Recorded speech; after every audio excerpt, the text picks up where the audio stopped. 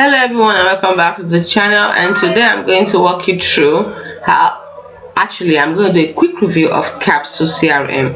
You see, with Capsule CRM you can win more, do more and grow faster. Capsule is what your small business needs to win more deals, be more productive and delight your customers, and you can also try it for free. So it has flow automation, contact management, sales pipeline and so much more. So that is what it's all about. It's your business in one place and not everywhere else. So let's get started with the review. You see, Capsule CRM is also lauded for its ease of use. So it has ease of use and intuitive interface, making it a good fit for small to medium-sized businesses looking for a straightforward CRM solution.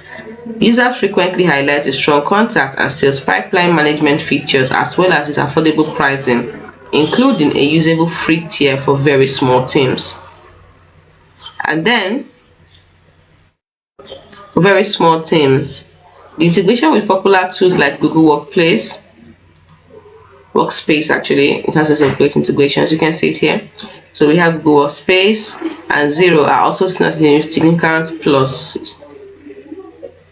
However, some users have pointed to limited customization options and less robust reporting features compared to more enterprise level CRM.